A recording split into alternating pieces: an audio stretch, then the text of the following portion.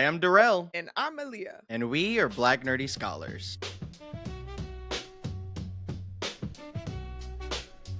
Hello. Hey, y'all. Hello. How are you? How's everyone out there doing in the world? Yell at the device you're listening or consuming this on, and we'll hear you. Yeah, wherever like it's you Dora. are. Yeah. Yes. Treat us like Dora. When we ask questions, we literally want you guys to respond out loud. Yeah. But instead of Dora like level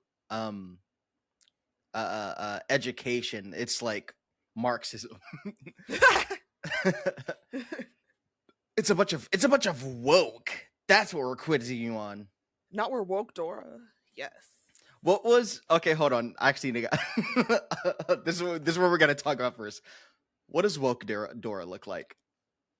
What does woke Dora look like? What is the woke Dora version of Boots or Swiper? Huh. Well, if you think about it, maybe Swiper is just trying to redistribute the means of production. Okay, hold on. If it's woke Dora, okay, are you saying real Swiper is trying to redistribute the means of production and the wealth of the upper class? I'm just thinking now, like maybe Dora was already woke. We don't even have to wokeify it, you know? Well, if you ask a normie, yeah, Dora's woke because she's brown, and that's the extent of wokeism for a lot of people. She's a young girl with agency. Dora the Explorer could never be made today. Like that's how people would react. Oh, you mean a Latina girl goes on adventures? Yeah. All right. How have you been? Oh, I've been good. I've been trying to get back to working out since I was in a bit of a slump after I finished my chapter. Yeah. I just find it hard to maintain other activities when I'm deep into like writing, which I hate. Mm-hmm. I just want to have a schedule. No, I get that. I mean, you can have a schedule. Any day you can choose to do schedule. I know it's a lot easier said than done, especially when you have the audits in the autis, and all of those different brain things. But you can get scheduled. I did set a reminder for today, which was fix my life, which Alexa wasn't responding. So I'm like, okay, fuck it. I'll just remember, bitch, since you're not answering me. But yeah, I was like, I'm just going to make a schedule of the things I want to do and the things I need to do. And honestly, even starting there is usually helpful. Just having like instead of having all the activities swirling in my mind, just having a list and perhaps, a checklist of sorts to keep me on track. But yeah, I'm going to do that even with like the shows and the games I'm playing. Yeah.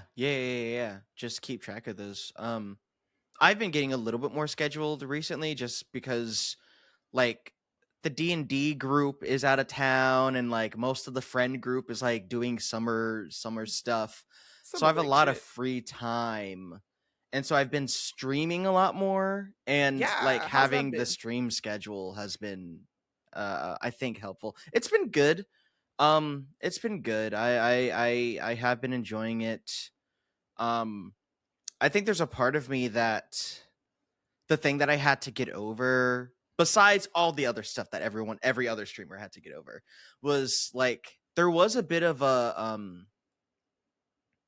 I don't know, ego thing besides the regular ego thing, because I could tell that my base instinct is to look down on streaming as a medium of entertainment. I think it's like it doesn't take as much artistry. This is id brain. Like this is the brain that hasn't sat with context and all that stuff, right? This is just gut reaction brain. It just feels like lesser and mindless and not artistic. And yes, they can be fun, but I'm a scholar. Fun? I want art. Like is kind of how I felt towards it. Plus, like if you look at the most prominent streamers, a lot of them, it'd be that kick bullshit.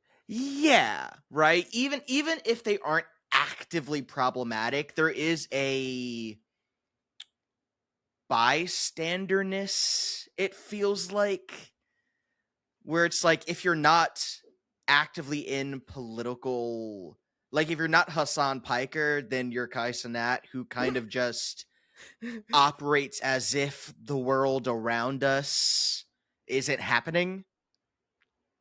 Which, What do we yeah, where do we put like Berlin and who else? like the YouTubers that are less streamers. Like I think okay, that's what it is. I think a Okay. lot of, I mean, all of these people are like blurred content creators, if not just gaming content creators. Which again, like I like the stuff. Like I consume the media, and I understand, like if someone were to describe me as hypocritical for being like the stuff that I like is actually like morally wrong, I guess. Actually, Fair. Touche. I do feel that, in the sense that I could see myself sort of looking down upon some of the content that I like actively watch. Like I like to watch a lot of TikTok commentary, like people commenting on TikTok drama and shit. Sure. But I always tell myself I would never want to make something like this because I don't feel like I'm doing something important enough, which is also obviously hypocritical in the sense that I enjoy consuming this content on a regular basis. So who am I? But I think the difference is, in a way, consent. Because I don't think the issue is inherently that this stuff is being made. I think, and feel free to disagree, but I'm willing to bet that I think the issue that we both run into when it comes to like a lot of this stuff, including the podcast that we're making right now, is that like people, so much of the internet is young and impressionable. Yes. And they don't understand when people are doing a bit or performing or lying. Satire is lost upon us. Right. Upon the youth. And so when we as 30-year-olds, I know you're not quite, but you're almost there. I'm pushing 30. Right. We as peoples that are firmly adults. 30 adjacent. Okay, no, that was better. When we watch Love Is Blind, right, we can understand I'm doing this because it's junk food. I know it's unhealthy, but I'd like a hit to get through the hellscape of reality. And even though these things are, I don't agree with the practice, I'm still entertained. Whereas someone who is younger might see Love Is Blind and go, oh, this is how love is supposed to be. Oh, this reality TV is real.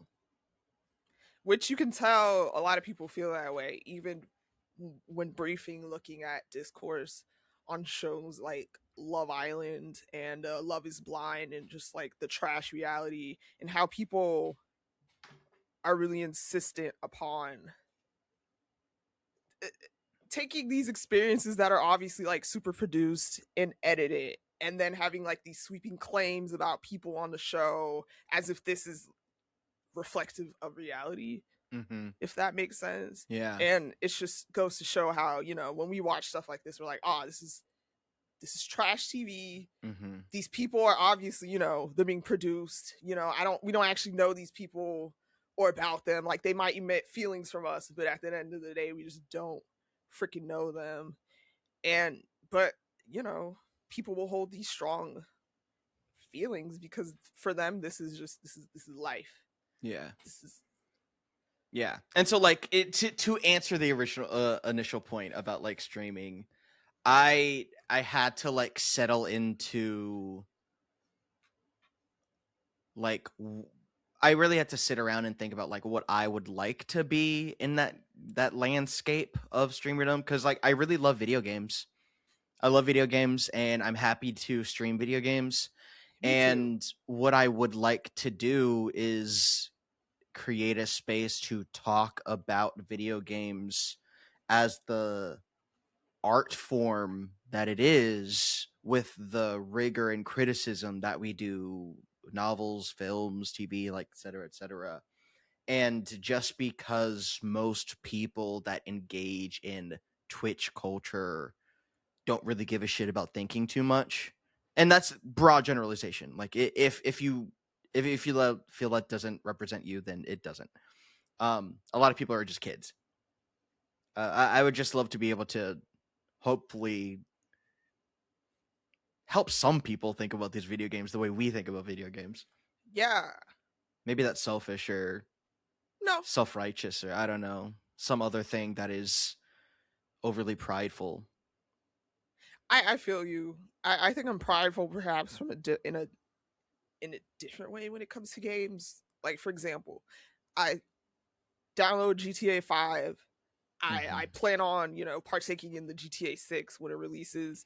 But I was thinking as I was playing how I would hate to be streaming this right now, because when I tell you I spent an hour just like trying to learn the car mechanics, and I was getting really frustrated with myself because I'm like, why am I so bad at this? But then I'm kind of sitting there thinking, like, if this was reading and writing, perhaps, and I'm like learning to write, obviously, I'm not going to be able to instantly know how to write. So I'm trying to be more patient and graceful with myself, because I'm used to doing things, and not even from an overconfident way, but I'll do stuff and it tends to get dropped if I can't pick up on it easily, which doesn't happen for most activities I participate in.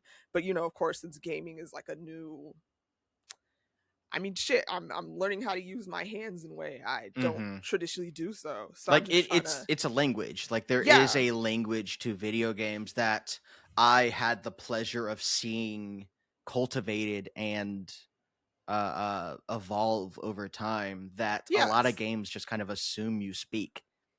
Yes. Right. Most first person shooters these days don't even really explain how to use a first person shooter, at least not in a way that an older game would. Yeah.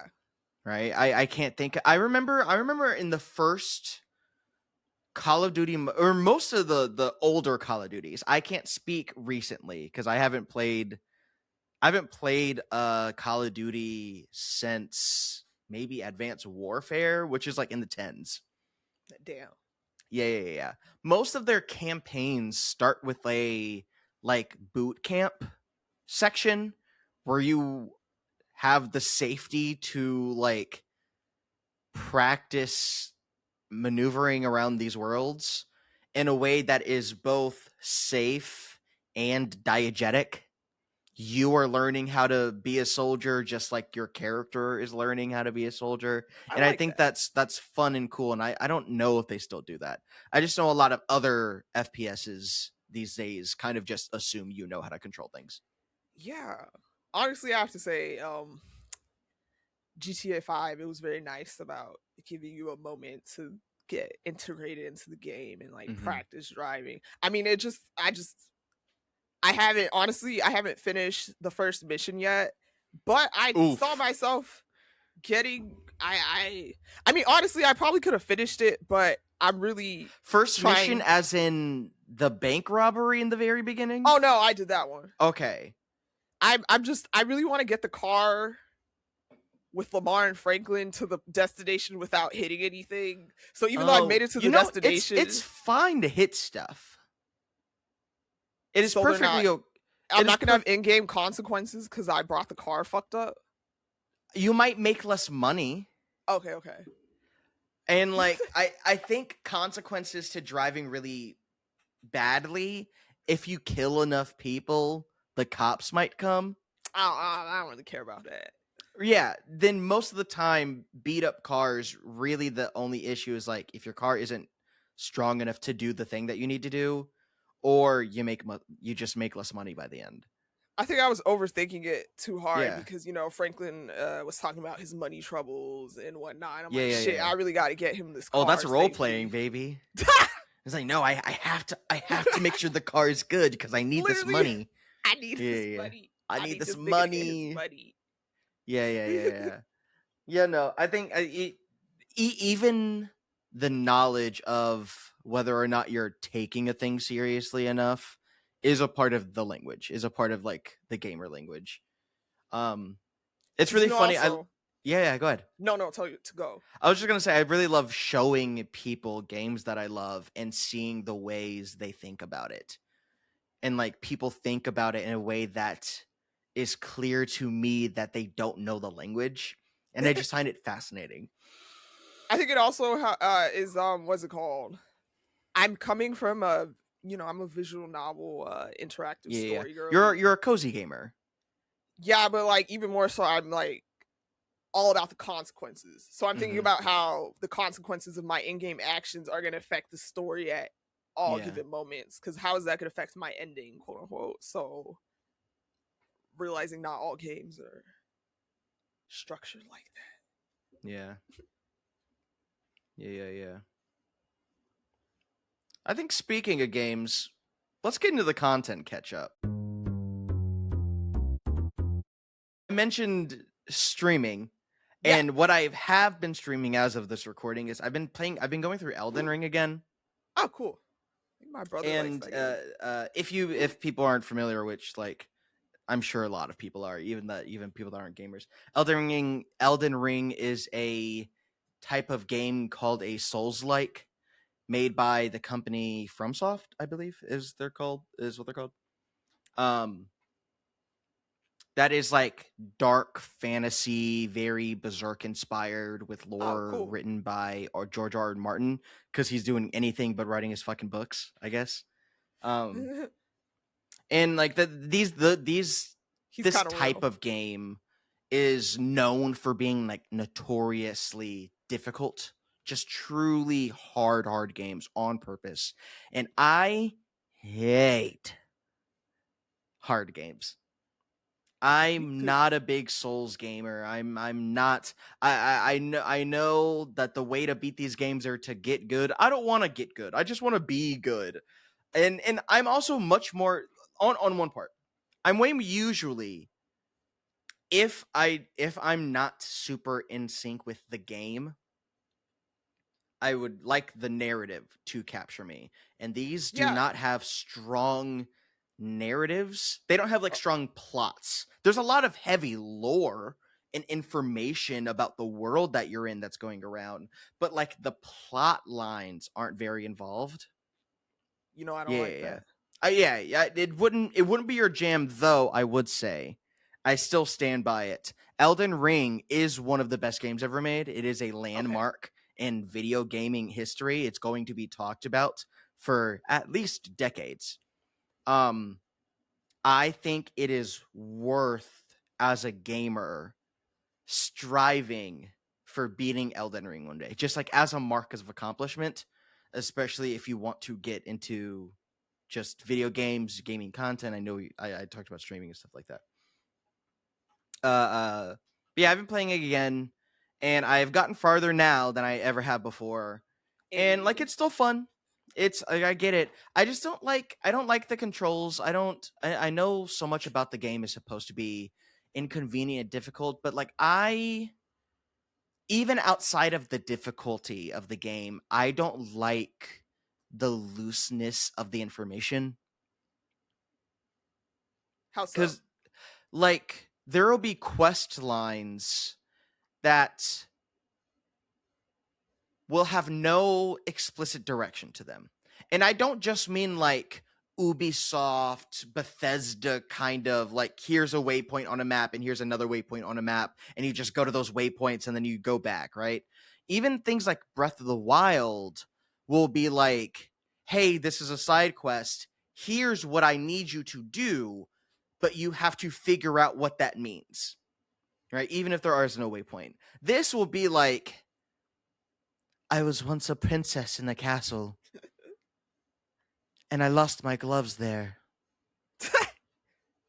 And then it's like the quest is go get the gloves, but actually the gloves have been tainted. And then you have to take the gloves to this purifying spring to purify them. And then when you go back, actually the girl that first said I lost my gloves moved to a different location. And then you got to go find her. And then she'll be like, my gloves. You've returned my gloves. Now I must summon the key of Gon Gafgagees. And then it's like, no, I'm fully making this up. I'm doing a bit. It's actually really good. But this is how they feel. Where it's just kind of like people will say comments which signal, hey, there's an item somewhere that you have to do something with. I'm like, dang, they could at least give us was I playing Skyrim? Is that what I was playing? You know, they had a little fake ass storyline for the side quest, you know. Yeah. Like you had a little direction. Yeah. And I don't need to have my hand held. I don't want this to sound like bro just want yellow paint everywhere. Like this, that's not what I'm getting at. Let me play the game you made. Yeah. Right? I don't like, so a big part of the Souls community is sharing information amongst the community, right? A lot of the gameplay academics is Googling shit that other people have found out and applying it to your thing, right? You're supposed to, you're kind of intended to, like, this is the kind of build that I want. How do I build it? Okay, here's this item, and it doesn't tell you that this is this item. And then here are the requirements for this item, but it might not tell you that these are the requirements for this item. There are a bunch of items that have secret effects that it doesn't tell you, and it doesn't indicate anything has changed. You just have to either Google it or notice the slight differences that are happening. Yeah, I am having fun. I don't love the way that the building, like the RPG elements go. I don't love the combat. It's fine. Sometimes it's a little jank, and sometimes the jank is on purpose. I don't love the plot. What do you like about it again? First and foremost, the vibes. Not the aesthetic. Gorgeous game. Gorgeous game. It feels rich. And then it's like you hear the music, the boss design, aesthetically, visually and audibly. It is, or I guess sonically, it is immaculate. It looks and sounds really good. And with the gameplay loop, I gotta fix this thing on my hair. With the gameplay loop, like focusing on really hard boss fights, once you beat a boss, it feels good. Like, it feels good. That sweet release, especially if it took you a bunch. And also just like as an academic, it is valuable to me to understand, like, I get why this is one of the greats. Yeah. You know what I mean?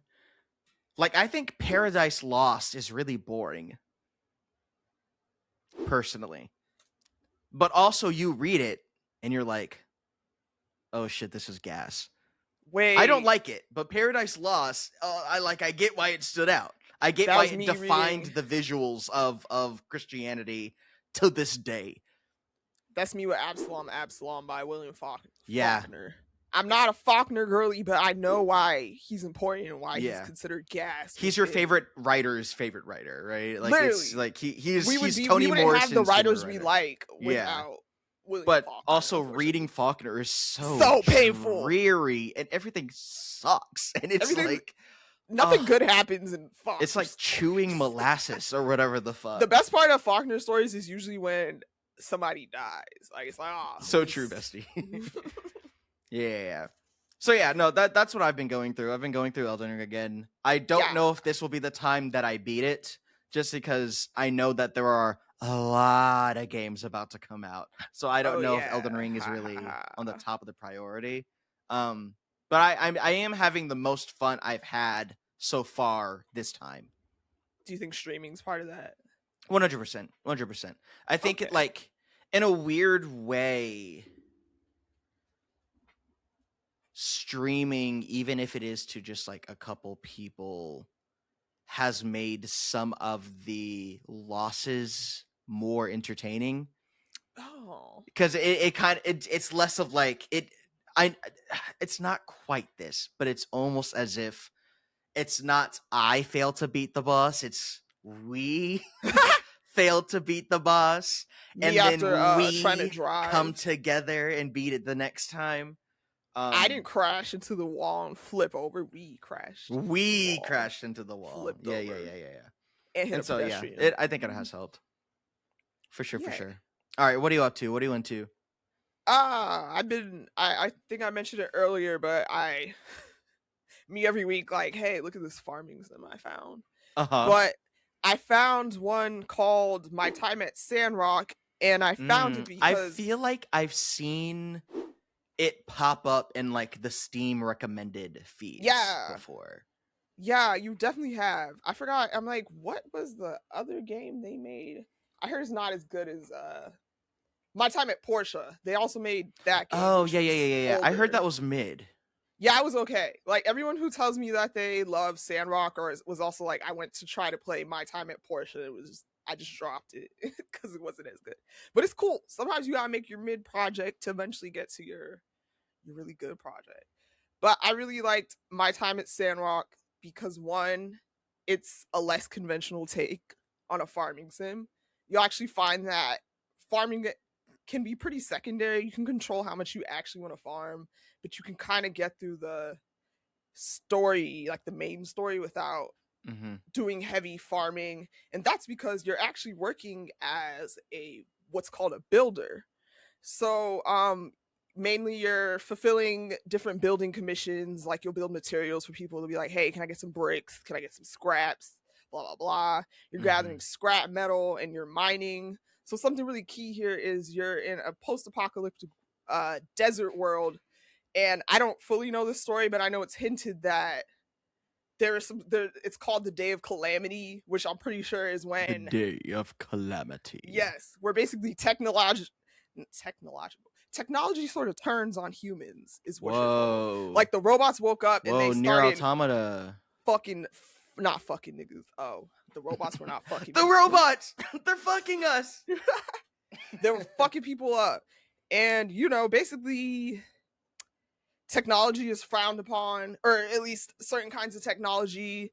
They also have like a church that is like anti-technology, but you know, it's kind of like Christianity where you have the certain sects that are like less strict with it. Like, you know, a lot of them are like cool with, you know, having weapons and stuff When like that. when your pastor's cool with gay. Yeah, I mean, honestly, that's what the minister she gives old gay ladies. It's pretty chill, you know. Yeah. But yeah, honestly, I found it because I was researching farming sims that have the best romance mechanics or like the best, strongest writing when it comes to, you know, the dateable characters. And this kept popping up, and honestly, I'm quite enjoying it. Your main thing is basically water preservation, which, you know, you're in this like society where water is hard to get, so that really affects how much you can do.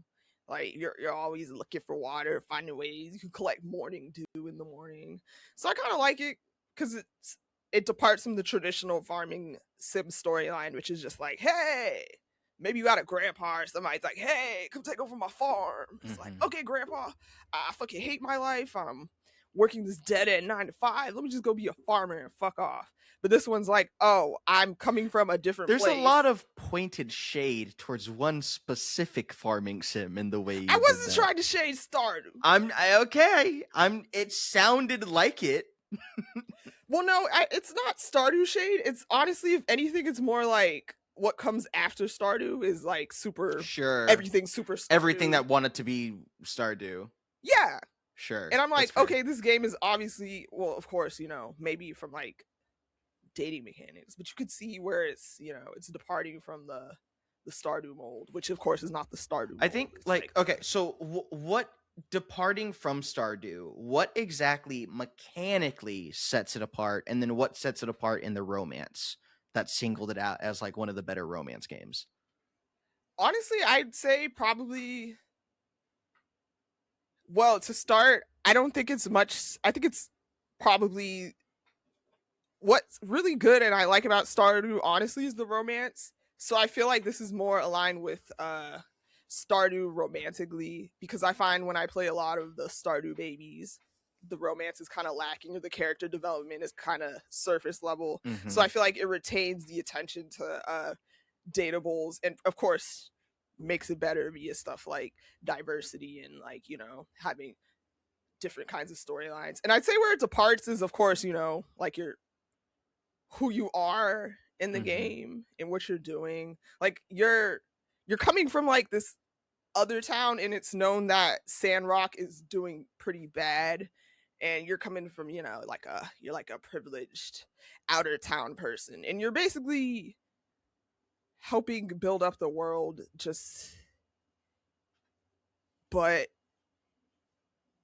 in a different way. Like, it doesn't have like small town vibes. Like the stakes in the narrative are notably different. Yeah.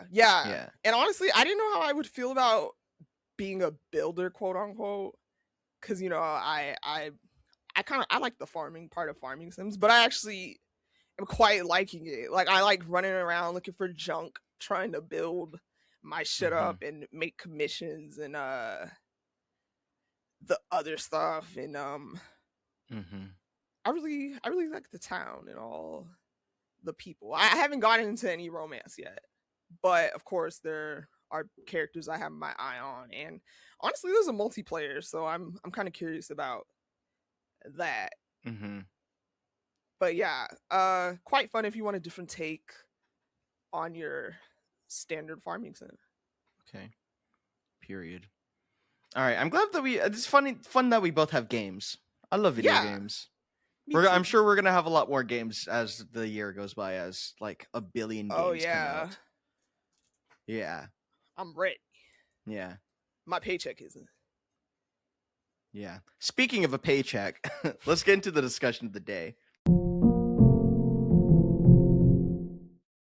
So that Warner Paramount. The Warner Paramount merger, or the acquisition. You're right, not a merger, acquisition. Yeah.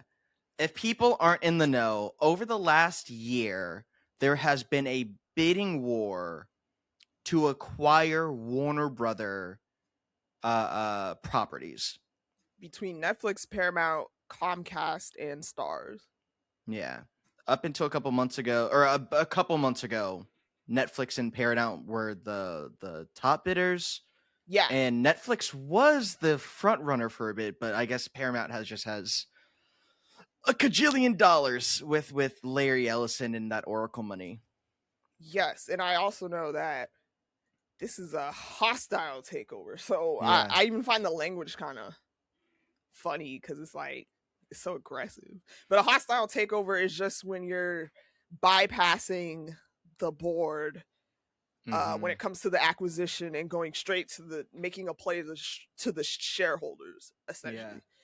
So it's of course it means the most bad things to us as consumers, and also smaller indie filmmakers. Like, that's who a merger like this would fuck the most. Yeah. Let's do some of the history, and then we can talk about all the bad shit. So like, if people are, I remember when I heard about this first, I was really confused. Well, not confused, but really surprised, because it feels like we just did something like this not too long ago. Because Warner Brother has been like, the merger with Discovery was not that long ago, right? When they first acquired Warner Brothers and then turned it from HBO Max into Max. Remember when Discovery and Paramount, they were like different apps? Yeah. And then and now it's HBO Max again. So it's like, and I remember with that first merger, which also was pretty hostile, like, so much media was lost. There's so much media was lost. And like, some of it was able to get snatched up by other things, mostly Netflix, but a lot of it didn't. A lot of it is just not findable. I know. Does that make you feel bleak too? Just the idea that media that didn't have to be lost at all. Like, it's not like it would be hard to preserve, but now it's just gone. Yeah, I mean it, and yes, I don't know how else to answer that. Then yeah, it does worry me, it does concern me. I think because this is also just topically, PlayStation 5 is in the hot seat because they said that they're turning off their physical Yeah. media. And like I think from a layman, most immediate, and I mean that with love. I mean that with love. I know that has negative connotations. Most people won't notice or care at first. Most people won't notice or care at first. Most people will be like, "Well, I download all my stuff anyway. Yeah. Everything I watch is on streaming. I don't need, and I don't collect physical media. So, like, isn't this better?" And I think to them, yeah, at first, yes, at first, nothing's gonna change. But when everything becomes a license as opposed to ownership, then you won't own anything.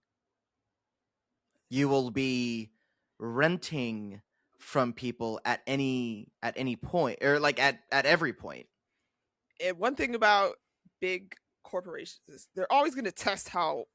I think that's going to be what we're seeing from now on, is them testing how much they can get away with, which will of course be a lot.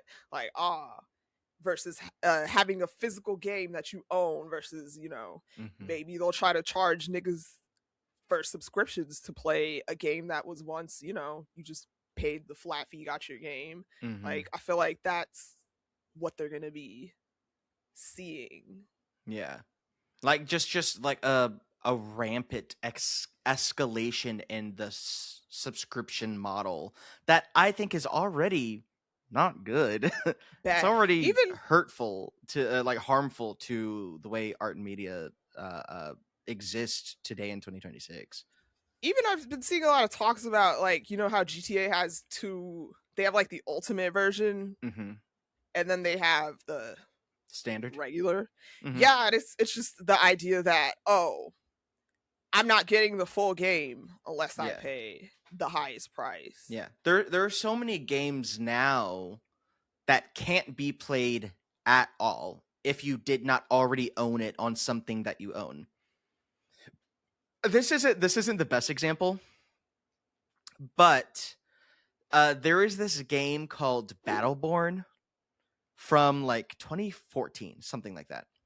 And it was made by the company that made Borderlands. Are you familiar with Borderlands? Yeah. Yeah, Gearbox. It was developed by that company. And actually it was probably 2015 because it came out right before Overwatch. And Overwatch was in beta for a couple years at that point, which is owned by Blizzard Activision. And so Bloodborne came out, and it was not like Overwatch that much, other than the fact that they were both MOBA shooters. They were not the first of their kind, but they were the first of their like standard, I guess. And for a couple years, people were waiting on Overwatch, which undoubtedly changed the industry. The amount of like MOBA like hero shooters that came out after that are still coming out now. Looking at you, Concord, right? Still coming out now. Like Marvel Rivals is only Is this like a like year a old. Valorant, like those Right. kinds of games? Yeah. Those hero shooters. The first major moment in that was Overwatch. And Bloodborne fully released just before. But even when it was in beta, a bunch of people were like, Overwatch clone, Overwatch clone. And so when it came out, no one played it. I will say, Overwatch was better made. It was better made. But Bloodborne was really fun. Cannot play that. Even it is still owned on my Xbox. If I were to boot it up, it would say, sorry, the servers are closed. Go back to the main menu. Can't play this. I bought it. But like, what do you mean I can't play it? What do you mean I can't play it? I bought it. I bought your game with my money. And so it's just unplayable. It'll be that with your films, with your movies, with all kinds of things, especially as they expand their domain into whatever they can sink their hands into. Even I think about how I have a few movies I bought on Amazon Prime. Like I bought Mm-hmm. Sinners when I was working on my dissertation chapters, just having that quick on access. And I sit there and think, and I'm like, what's stopping Amazon from being like, actually give this back? Mm-hmm. This is not yours. You Yeah. cannot have this, the bitch. the more these companies overreach, the more likely stuff like that will happen. And Exactly. I don't want this to come off as like doomerism or like fear mongering, but we have only known the world, at least in this country, of late stage capitalism. And if there's a way for them to make for different any company to make a thing worse, if it saves their share, if it earns their Gives them more shareholders money. just a little bit more money, they'll They're do gonna it. do it. They're gonna do it, and they have done it, and they're gonna keep doing it as long as like we accept it. Yeah. And our problem, of course, is not like the people making games per se, because it's not the person in the studio drawing up they shit is the one like, actually, let me split this so you have to pay 100 for the full and 80 for the it's the corporations. Like it's and they're making it harder for the people actually making games. So Yeah. honestly, I'm even thinking of this as I don't know if they teach monopolies in school anymore, but why they're bad and not supposed to happen. But you know what they don't tell you in school is like all the ways that big corporations can bypass this shit. Yeah. Which I'm like is really to the point. Back to the Warner Brothers acquisition, right?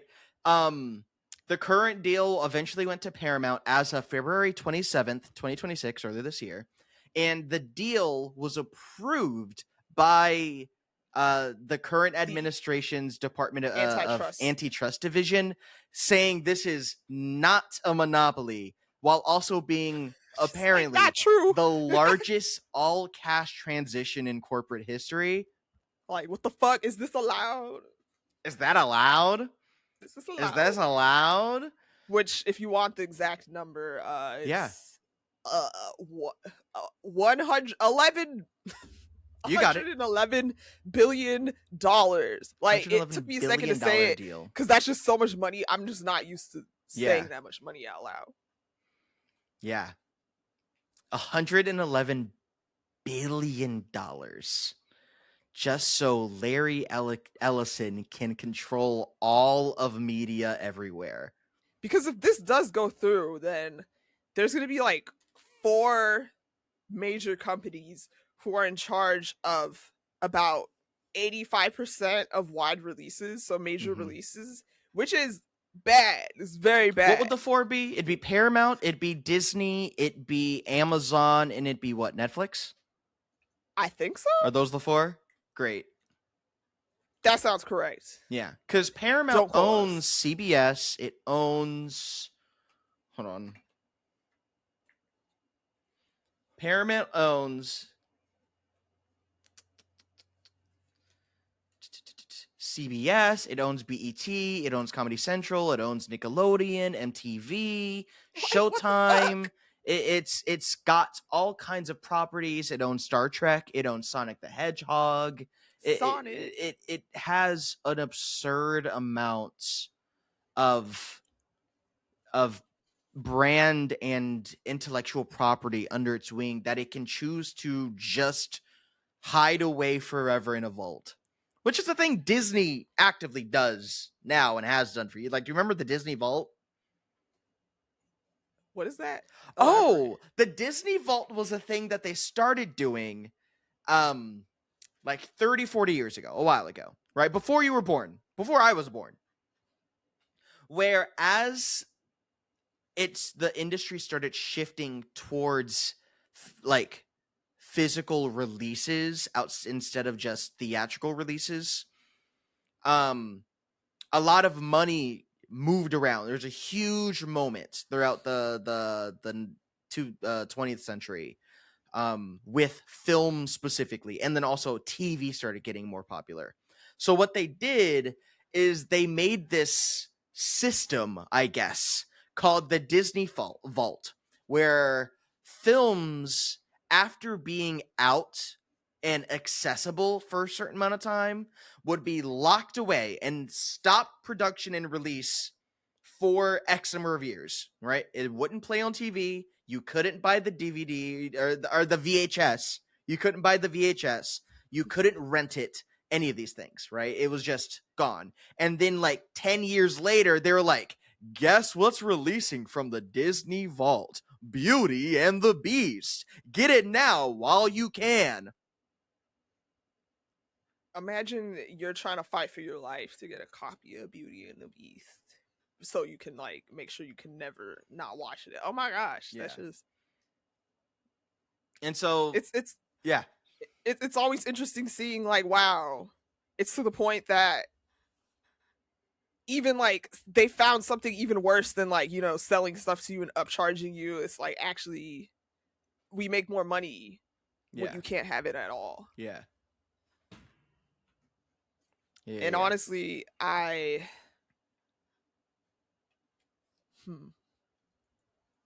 you know what? Okay, we've talked about all the bad parts, but there are some people fighting back, which, you know. Good news. As of July 24th, the deal is on hold. It was because it's caught up in multiple, but primarily 2 different legal battles. Yes. The first one was filed by the Writers Guild of America. And there's 12 states that are alleging that Paramount's acquisition of Warner Brothers would hurt competition for the workers and also hurt the consumers. We also have the New York Attorney General, Letitia James. Okay, I think it's Letitia James. Letitia James. So she's halted the deal and is working with attorney generals of Arizona, California, Colorado, Connecticut, and the other 12, you know, I'll just say the Massachusetts, Minnesota, Nevada, New Jersey, New Mexico, Oregon, and Washington. So all the states who are fighting back. If you want a little bit more info about, you know, her vibe, her outlook, she supported Mamdani's campaign. So, you know, she's not an op. It's nice to know. Mm-hmm. And she was also the attorney general who filed and pursued the civil lawsuit against the Trump organization, which resulted in $355 million in fines, which of course being charged to him, but he's contesting that, of course. But yeah, basically the reasoning is what you think it would be. It's when our argument against, this is a quote, our argument against the illegal merger is straightforward. When too few corporations have too much power in markets central to American life, it makes things more expensive and it makes things worse. Specifically, like, a quote from the California AG, Attorney General. Yeah. Yes. Now Letitia. But right. yeah. And I mean, he's right. It's almost like diversity is good. Monopoly's bad. Uh-oh. I said it. Don't cancel me. They're gonna send me to the woke gulag. I mean, they already sent us there for the honesty. Oh, you're so right. Well, in the woke gulag, we're gonna be saying Monopoly's bad. Awful yes. Monopolies. And so, like, there is good news. People are resisting, because it's like things have already been getting bad for American entertainment, right? We've had what, 2 different writer strikes since COVID started? Yes. One of which included the actors strike. Right? Only one, right? There was a second writer strike not too long ago that oh no, I think there was rumors, or like it was a risk, but it got settled. But still. So Writers Guild of America, the WGA, has been actively fighting because, like, it'll just be awful, right? We already see what is happening in writers' rooms. They don't exist anymore. Even like thinking about mergers that have happened and how there's active evidence of it being bad, like when Fox and Disney merged, and it was proven that after they combined, there were less titles being pushed out in theaters. So that's less opportunities. Yeah. Especially for independent filmmakers who are trying to like secure distribution rights. Yeah. That's going to make it harder. Especially when, like, for a lot of indie filmmakers and stuff, I don't think people realize this, but a lot of how, you know, these movies even get popular Yeah. is word of mouth. Like, Yeah. I know people were like talking about how much Boots Riley was going hard for I Love Boosters, and that's not just because he really fucking loves his movie. It's It's because also if because he people has to. didn't buy tickets that first weekend, like shareholders and like stockholders and producers and stuff would be like, clearly not enough people want to see this. We're not giving you money ever again. This, yeah. I'm even thinking about, the movie Is God Is. It was like it came out like just a week before I Love Boosters. Yeah, and it got snatched out of theaters so quick. I was like, I didn't even have time to go see it like a week or two after, because it just got pulled so fast because it wasn't making the money they wanted it to make. Which I'm like, it sucks, because I'm like, dang, a lot of people might have gone to see it just by showing. No, they wouldn't have.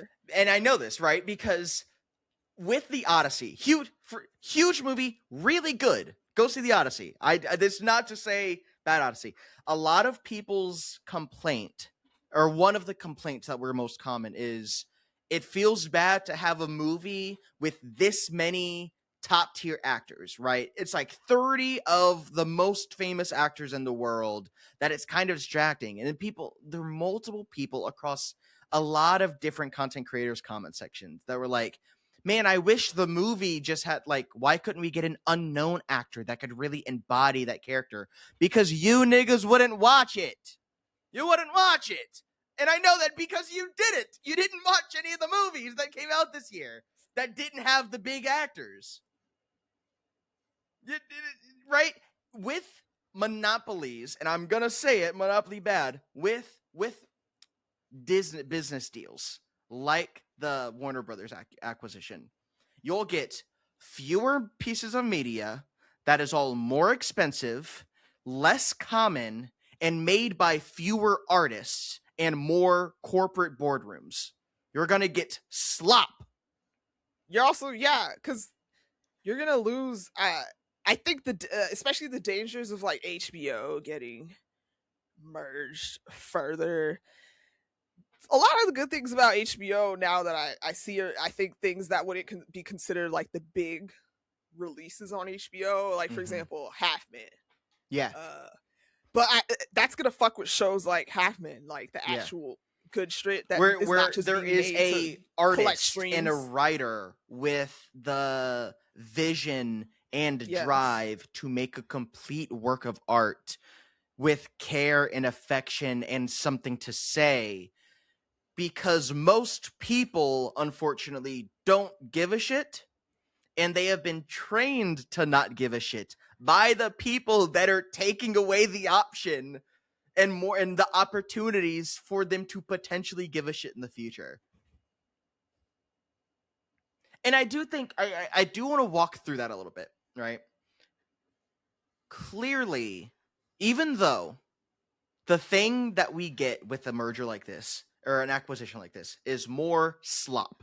It's going to be more Disney-fied, like MCU kind of dialogue with no vision that merely exists to drain as much money in tickets and toy sales as they can from every child who they can get in between their TikToks. Oh no. They got me. They did get you. But also, clearly, those are the movies that make money. Those are the movies people want to see. So I do think, let me ask you, devil's advocate. We're not even advocate. I'm not even advocating for it. I'm still against it. What do you say to people that don't care because the only things that they consume are going to keep getting made because it's for them, right? These no thought, head empty ass movies. What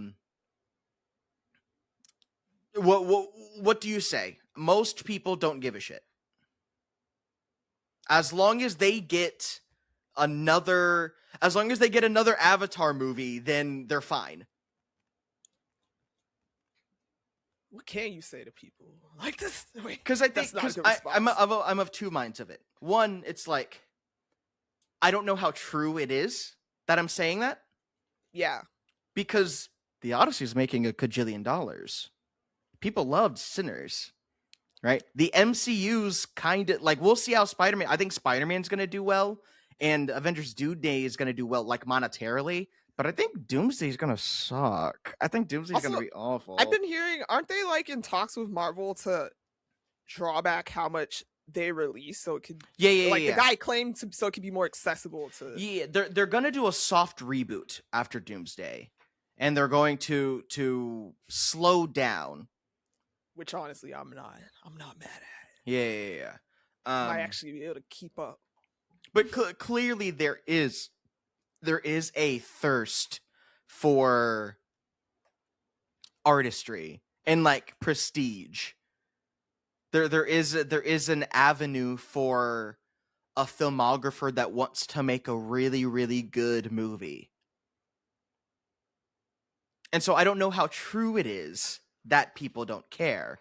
I think as academics, and correct me if your experience is wrong, I feel like I'm very used to people pushing back on the way I intellectualize and criticize media, even when I love it, because it comes off as pretentious and like overly critical or even hateful. To like people, I feel like I regularly get a response of like, "Dog, it's just a movie." I think a lot of that even has to do with how our studies are based. Mm-hmm. Like for us, literary criticism isn't automatically a negative thing, whereas a lot of people hear criticism like, means bad. I didn't know you hated it so much. I was like, what do you mean? I love it. That's all these problems about it so much. I love Naruto, and it means so much to me. It is one of the most important pieces of media in my life. I've got so many issues with it, and I wish so much of it was different. And I think Kishimoto fumbled a lot of his own IP. And if I get on the internet and say, here are my issues with Naruto, a lot of people will leave going, whoa, if you hate it so much, why did you watch all of it multiple times? Because I love it. I love it so much. I even think about, since, I study the Gothic a lot, and that's not even a level of English or discipline. Like the traditional Gothic has a lot of problems with basically all the writers, like of course you're the top of the line you're gonna get is like Frankenstein and Dr. Jekyll and Mr. Hyde, but a lot of that is just not the best written. Yeah, there's a lot of problems with the story. Yeah, but that doesn't mean I don't love it. Yeah, it's just, I even think being able to recognize what's wrong, what you like about something, and what's bad, what's not necessarily good about it. I think you just have to realize, or I don't know, that doesn't have to stop you from liking it or enjoying it, recognizing what might be wrong about it. If anything, I think that shows your appreciation because you're willing to like dive in beyond like what you like interrogating, maybe what you would do different. Or I agree, but then I think the issue then goes back to like a lot of people don't. A lot of people hate diving deeper. A lot of people, art is only entertainment, and it is only a means of relieving your brain while living in the fucking hellscape, right? And so to be asked by me to take their only entertainment more seriously, especially talking with the voice that I do and using the words that I use, a lot of people get hostile to a person like me. But you can't deny a lot of people went to see the Odyssey and are still going to see the Odyssey. Clearly there is a hunger for artistry. I even okay, not to take it back to shit I read, but Stephen King has this chapter that he wrote about why we like watching horror movies basically as a society, for the people who like to watch them. And part of it is because it's a way for us to explore more uncivilized feelings, like stuff that isn't your civilized feelings would be like, this is not a feeling. loyalty, or you're making friendship Sure. with people, or love. And then uncivilized is like hate and Yeah. murderous rage. Okay, Yeah. that's not Yeah. emotion. But Like id. Yeah. Basis primal instincts. Yeah. And it is kind of a place for us. I mean, not id. Horror is not id. Yeah. But horror is a place for us to examine these feelings in a like socially acceptable way, which that doesn't have any consequence to us or our bodies. Yeah. Right. Yeah. We are completely safe while practicing experiencing a world where that's whatever horror happens. Yeah. So I even think a lot of these feelings that, people would probably associate with the uncivilized when it comes to like critiquing their own media, like they would think of that as like a bad feeling or something you want to like get rid of. But we should all just embrace it more. We should. Yeah. Yeah. Yeah. So as of Which I know now, is easier said than done. Totally. Because like, hey, we went to school for a decade to do it. Yeah. We're still not perfect. Still, and never will be. Working on which that. I think is a blessing, personally. Honestly, I love don't learning ever more. Learn too much. Yeah. There's no such thing. To this date, to the release of this, the deal is on hold, and now like bright side, because there is such a delay in the acquisition, Paramount's gonna have to shed out way more money. It's estimated by NPR that the shareholders are going to be owed $640 million for every 90 days the deal is set back. $690 million every 90 days. Paramount spends enough money to make the best school in the world. I'm like, waiting how much does Sinners to cost? get Cartoon Network. How much did Sinners cost? Sinners cost about 100 million. Yeah. So every 90 days we lose 6 Sinners. 6 Sinners. That money could have been given to 6 different Googlers. Artists that just need an investor in a big break to make the 6 greatest movies of the year every 90 days. Don't even ask me how much Obsession costs, because it costs way fucking less. So don't even That's so much money just so Larry Ellison and his fuck-ass son can stop us from getting the media that we like, from experiencing new up-and-coming artists, can shovel as much garbage at us because they know we'll eat it for more money. And so I hope this thing is delayed inevitably, and definitely I hope when it finally falls through, it costs Paramount a cajillion dollars, and I hope everybody's pockets hurt more for it that are in that billionaire class. Period. Also, you're like my least favorite Ellison, Larry Ellison. Of all the Ellisons, you're my least favorite. Yeah. And my favorite is Ralph Waldo. Okay, yeah. Monopoly's bad. I hope this deal falls through. Leah, where can they find us? You could find us on any place that has podcasts, Apple Podcasts, Spotify. Let us know. We'll add shit. And you can also find us on our after show, Office Hours. Office Hours Patreon. Is a... Sorry, I cut you off too. I jumped the gun. I stole your blurb. You did store them up. It's okay. See, we hurt each other. Hurt people. On Patreon, for $5 a month, you get access to Office Hours, our show after the show where we have a little bit more fun, a little riskier, a little looser, and maybe consume a little legal substances. And here's a sneak peek of what you're missing right here. Yeah, Do you remember Rick and Morty? And they have the Szechuan sauce. There was an episode. There was an episode where he referenced Szechuan sauce. I don't remember what the original reference was, but they did a like deal with McDonald's to like serve the Szechuan sauce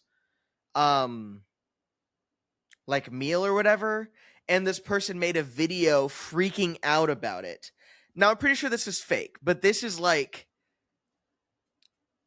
what Will would do. So if you can afford it, please send it our way. If not, please like, comment, and subscribe the video. Follow us on all of our socials, which primarily right now is just gonna be TikTok and YouTube. If you're watching on YouTube, hit that subscribe, bitch. And until just kidding, you're not a bitch. And until we see you next. Girl. Oh my God. I'm sorry. And until we see you next, please stay black, stay nerdy, and read books. Please read books. Read some good cyberpunk that explains exactly why this kind of merger is bad. Yeah. Did you hear about Cyberpunk 2099? What about Amazon? No. New thing coming out starring Hunter Schafer.